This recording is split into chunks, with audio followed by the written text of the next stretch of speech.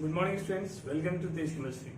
तो आज हमारा टॉपिक है सेकेंड पार्ट। ठीक है, बेसिक केमिस्ट्री हम लोग चल रहे थे, है ना, पॉइंट्स बात कर रहे थे बेसिक्स का।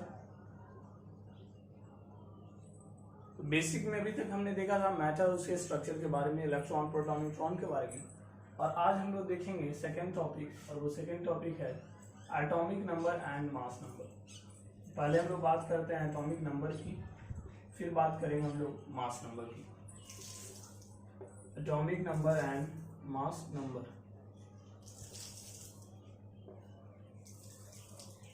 What is atomic number?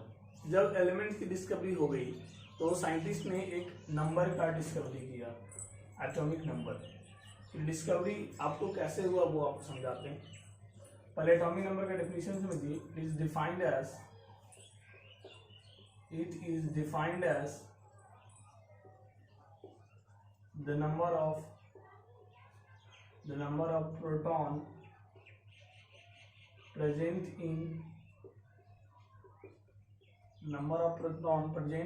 an atom। एक एटम में जितना प्रोटॉन होगा वही आपका कहलाएगा एटॉमिक नंबर। मतलब दैट इज, अच्छा इसको डिनोट किससे करते हैं? It is denoted by Z से डिनोट करते हैं। सो Z इक्वल टू यहाँ हो गया NP। Z का मतलब क्या है? Atomic number. NP मतलब नंबर ऑफ प्रोटॉन। क्लियर है? मतलब atomic number is defined as the number of proton present in an atom. ठीक है। अच्छा थोड़ा सा बात करते हैं हम लोग एटम के स्ट्रक्चर की। Structure of atom. तो आज के जमाने के अनुसार, मॉडर्न टाइम के अनुसार एटम की क्या स्ट्रक्चर दी गई है वो समझ लीजिए। तो atom is considered as spherical in shape, spherical माना गया है। और बीच में जो है सेंटर में बहुत छोटा एक स्फेरिकल बॉडी है जिसका नाम दिया गया है न्यूक्लियस। क्या नाम दिया गया है आपका? न्यूक्लियस। इस न्यूक्लियस में दो पार्टिकल होते हैं, प्रोटॉन होते हैं और न्यूट्रॉन। सब एटॉमिक पार्टिकल की बातें हो गई थी, तो प्रोटॉन और न्यूट्रॉन पाया जाता है।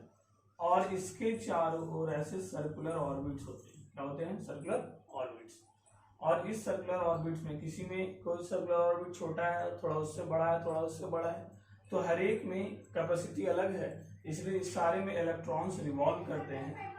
लेकिन हर एक ऑर्बिट की कैपेसिटी जो है, इलेक्ट्रॉन्स अकोमोडेट करने की कैपेसिटी, वो सबका डिफरेंट है। ठीक है। तो आपको इससे क्या पता चला? दो बातें, कि प्रोटॉन और न्यूट्रॉन कहाँ रहता है, तो वो रहता है न्यूक्लियस में। इलेक्ट्रॉन कहाँ रहता है, तो वो ऑर्बिट में रहता है, जैसे वो सेल कहते हैं। क्या बोलते हैं? सेल। दूसरा बात कि एटम जो होता है वो एक्चुअली में न्यूट्रल होता है। Atom is neutral.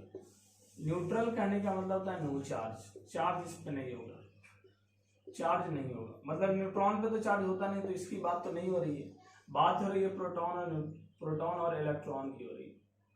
प्रोटॉन अगर 10 है, अगर एक एटम के अंदर 10 प्रोटॉन है, तो 10 प्रोटॉन है मतलब 10 प्लस आएगा, क्योंकि प्रोटॉन पे प्लस होता है।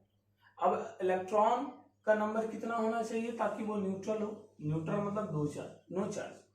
तो 10 प्लस है, और अगर 10 प्लस को हम न्यूट्रलाइज करना चाहते हैं तो 10 क्या चाहिए? माइनस चाहिए।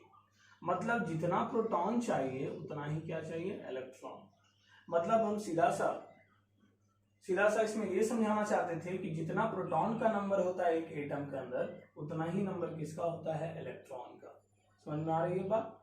सो ये जो एटॉमिक नंबर की यहाँ जो डेफिनेशन हमने यहाँ पर जो लिखा है, इसको वापस से हम लोग इसको क्या कर सकते हैं? इम्प्रोवाइज कर सकते हैं। क्या कर सकते हैं? Atomic number is also equal to the number of electron present in a neutral atom।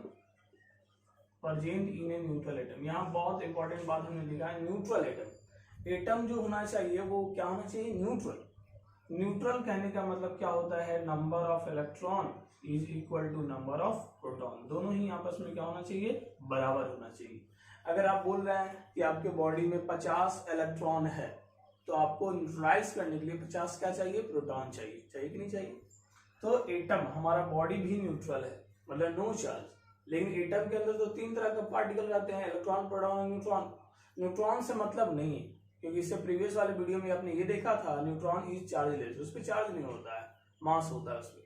तो इलेक्ट्रॉन और प्रोटॉन की बात हो रही है। अगर हम कोई बोल रहे हैं कि बॉडी अगर न्यूट्रल है तो इसका मतलब उसमें नेगेटिव पार्टिकल भी उतना ही होना चाहिए जितना क्या होना चाहिए, पॉजिटिव पार्टिकल। समझ में आ रही है बात? चलो बहुत अच्छे, ठीक है। तो हम लोग यहाँ पर डिफाइन कर रहे हैं एटॉमिक नंबर को कि ये इलेक्ट्रॉन के ही बराबर होता है, मतलब number of electron equal to number of proton. और यहाँ देखिए Z इक्वल टू क्या है, NP। लेकिन ये जरूरी है कि वो एटम क्या होना चाहिए, न्यूट्रल। तो हम लोग यहाँ से ये लिख सकते हैं Z equal to NP equal to क्या, Ne। सब आपस में क्या हो गया, बराबर हो गया। क्लियर हो रहा है? एटॉमिक नंबर को Z से डिनोट करते हैं, एटॉमिक नंबर प्रोटॉन के बराबर होता है, और अगर एटम न्यूट्रल है तो वही आपका इलेक्ट्रॉन के भी बराबर हो सकता है। क्लियर हो रही है बात? चलिए देखिए एग्जांपल से हम समझते हैं। अगर हम बोल रहे हैं कि सोडियम की एटॉमिक नंबर को हम लोग नीचे लिखते हैं। सोडियम की एटॉमिक नंबर 11 है, मतलब इसमें 11 इलेक्ट्रॉन होगा, 11 क्या होगा, प्रोटॉन होगा। चलिए बहुत अच्छा। कैल्शियम को बोल रहे हैं कि इसका एटॉमिक नंबर 20 है, मतलब इसमें 20 इलेक्ट्रॉन है और 20 क्या है आपका, प्रोटॉन। समझ में आ रही है बात? चलो हीलियम का अगर बोल रहे हैं एटॉमिक नंबर 2 होता है, मगर इसमें 2 इलेक्ट्रॉन होती है और 2 क्या होती है, प्रोटॉन। बहुत अच्छे। चलिए लिथियम का अगर बोल रहे हैं 3, मतलब 3 इलेक्ट्रॉन होता है इसमें और 3 क्या होता है, प्रोटॉन होता है। तो जो एटॉमिक नंबर होगा वही क्या होगा, इलेक्ट्रॉन और प्रोटॉन के नंबर की क्या होगा, बराबर होगा। बात समझ में आ रही है? बिल्कुल समझ में आनी चाहिए। What is atomic number? तो atomic number is defined as the number of proton present in an atom. किसी भी एटम में जितना प्रोटॉन होगा वही कहलाएगा एटॉमिक नंबर। एटॉमिक नंबर को किससे डिनोट करते हैं, Z से। इसको एक न्यूट्रल एटम में जितना इलेक्ट्रॉन होता है उतना ही प्रोटॉन। इसके डेफिनेशन को फिर से बोला गया कि atomic number can also be equal to number of electron. बात क्लियर है? चलिए बहुत अच्छी। तो ये था एटॉमिक नंबर की कहानी। अब हम लोग आते हैं मास नंबर में। Question number mass.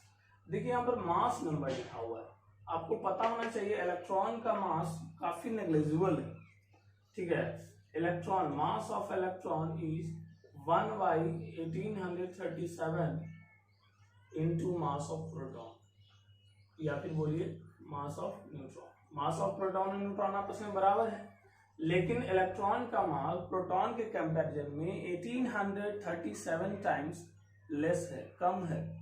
मतलब देखो लगभग 2000 हो जाता है। तो हम लोग बात कर रहे हैं किसकी, मास नंबर की, ठीक है। तो हम लोगों ने ये देखा कि मास ऑफ इलेक्ट्रॉन जो होता है प्रोटॉन और न्यूट्रॉन के कंपैरिजन में कितना गुना कम होता है, 1837 टाइम्स। मतलब कहने का मतलब कि अगर इलेक्ट्रॉन 1 kg का होगा तो प्रोटॉन लगभग 1837 kg, मतलब मान लीजिए 2000 kg का हो जाएगा, मतलब बहुत ज्यादा कम है। Whenever we talk about the mass of atom, then we should take the mass of only the proton and neutron। सिर्फ और सिर्फ प्रोटॉन और न्यूट्रॉन का मास लेना चाहिए, इलेक्ट्रॉन का मास कंसिडर नहीं करना चाहिए। बिकॉज अगर आपके पास 999 रुपया है तो आप ये बोलना पसंद करोगे कि आपके पास 1000 है या फिर 999। आप अप्रोक्सीमेटली राउंड फिगर में बोलिएगा 1000, बिकॉज 1 रुपये की जो वैल्यू है वो 1000 के कंपेरिजन में बहुत क्या है, कम है, ठीक है। तो इसलिए हम लोगों ने मास नंबर की अगर बात की है तो मास नंबर का मतलब हुआ प्रोटॉन और न्यूट्रॉन का मास, ठीक है। Okay, mass number is denoted by capital A. जैसे एटॉमिक नंबर को कैपिटल Z से, उसी तरह मास नंबर को कैपिटल A से डिनोट करते हैं। क्लियर है? तो अब हम लोग डिफाइन करते हैं। It is defined as the sum of number of proton and neutron present in the nucleus of an atom. आपको पहले से पता है कि प्रोटॉन और न्यूट्रॉन एटम के कौन से हिस्से में रहता है, न्यूक्लियस में। The central part of the atom that is the nucleus. Nucleus के अंदर है जो लाई करता है प्रोटॉन और न्यूट्रॉन, ठीक है। तो जब कभी हम लोग मास करेंगे, बात करेंगे मास ऑफ प्रोटॉन की, सॉरी न मास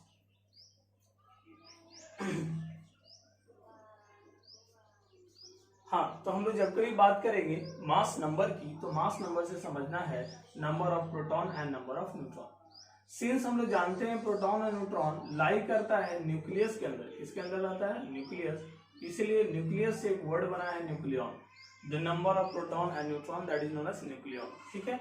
तो मास नंबर का मतलब हुआ न्यूक्लियन। तो नंबर ऑफ प्रोटॉन को Np से और नंबर ऑफ न्यूट्रॉन को Nn से। क्लियर है? अभी हम लोगों ने पढ़ा था atomic number is equal to number of proton, पढ़ा था कि नहीं पढ़ा था, भूल गए? नहीं याद होगा। तो A इक्वल टू Np था यहाँ पर, तो उसके यहाँ पर Z प्लस Nn लिख दिए।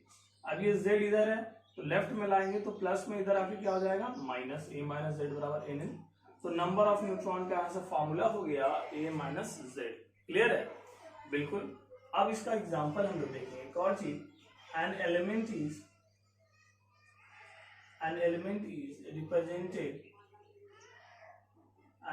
represented by x इधर z इधर a, इसे ऐसे रिप्रेजेंट करते हैं।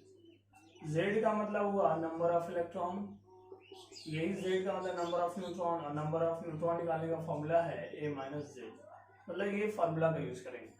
अब कुछ एग्जांपल देख लेते हैं, जैसे हाइड्रोजन का 1H, ये इसका z हुआ मतलब एटॉमिक नंबर, और ये इसका हुआ मास नंबर। क्लियर? इलेक्ट्रॉन किसका बराबर होता है z, तो 1 होंगे।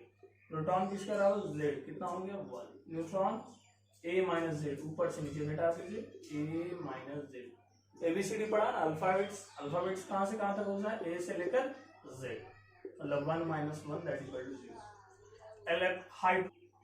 Hydrogen is the only atom in which electron and proton exist. ठीक है, उसमें सिर्फ और सिर्फ प्रोटॉन और इलेक्ट्रॉन रहता है, न्यूट्रॉन एग्जिस्ट वहां पर नहीं करता है। ठीक है, they do not contain any number of neutron. ठीक है, जैसे कैल्शियम है 20 है 40, तो इलेक्ट्रॉन कितना हो गया 20, प्रोटॉन कितना हो गया 20, न्यूट्रॉन ऊपर से नीचे घटा दीजिए 40 minus 20 that is equal to 20। Clear हो रही है बात?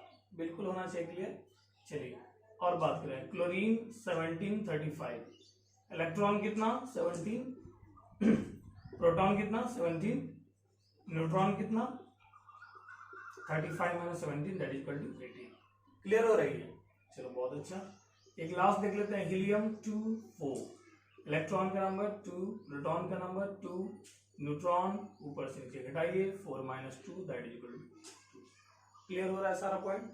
तो ये था इलेक्ट्रॉन प्रोटॉन निकालने का तरीका। अब आपको बताया जा रहा है, एक टेबल आपको यहाँ पर बना दीजिए, 1 से 20 तक आपको एटॉमिक नंबर और मास नंबर का एक कॉलम बना देना है। ठीक है, और जिन बच्चों को एटॉमिक नंबर और मास नंबर याद नहीं है वो जरूर इसको याद कर लें, ताकि कहीं भी आपको कहीं प्रॉब्लम ना हो। ठीक है, तो हम यहाँ पर कॉलम बना देते हैं। ये हो गया एलिमेंट, ये हो गया Z, ये हो गया A, ये हो गया इलेक्ट्रॉन, ये हो गया प्रोटॉन, और ये हो गया न्यूट्रॉन। ठीक है, hydrogen, helium, lithium, beryllium, boron, carbon, nitrogen, oxygen, fluorine, neon, sodium, magnesium. इसके एटॉमिक नंबर 1 2 3 4 5 6 7 8 9 10 11 12। ठीक है, देख लो यहाँ पर मैं बाकी काम यहाँ लिख देते हैं। एल्यूमिनियम 13 होता है Z, और यहाँ पर A बना दीजिएगा, बाकी आप कॉलम बना लीजिएगा। सिलिकॉन का होता है 14 और 15 होता है फास्फोरस,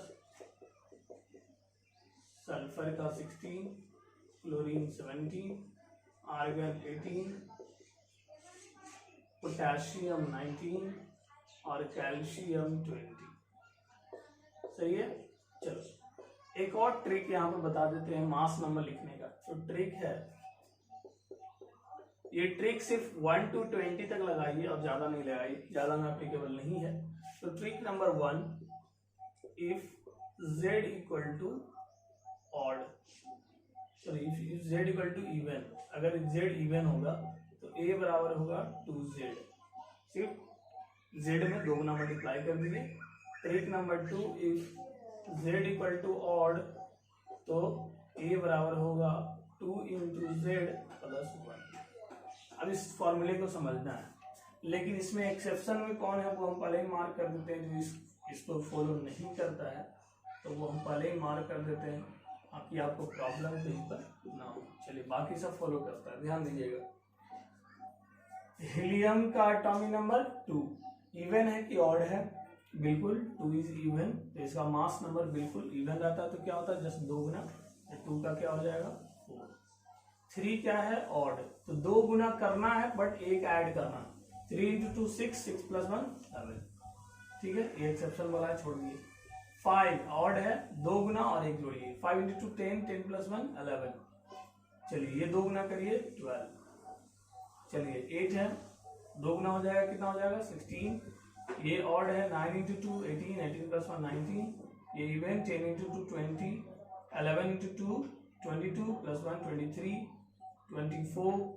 ये कितना ऑड है, 2 गुना करिए और 1 ऐड करिए 27, 28, 31, 32, 35, 40 हो जाएगा, एक्सेप्शन वाला है।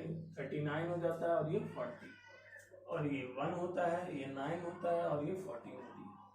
तो ये था 1 से लेकर 20 तक आपको electron, proton, sorry atomic number and mass number. अब यहाँ से आपको इलेक्ट्रॉन बता देना है 1, प्रोटॉन 1 और न्यूट्रॉन 1 माइनस 1 कितना हो जाएगा 0। ये इलेक्ट्रॉन 2, प्रोटॉन 2 और 4 माइनस 2 दैट इक्वल टू 2। उसी तरह electron 3, proton 3, neutron 7 minus 3 that equal to. तो इस तरह आप कॉलम को भर दीजिएगा, ये आपका होमवर्क रह जाएगा। ठीक है, तो आज हमने बात किया atomic number and mass number की, और अगले क्लास में हम लोग बात करेंगे नेक्स्ट टॉपिक की। So keep watching our videos, like our videos and subscribe our channel. That's all.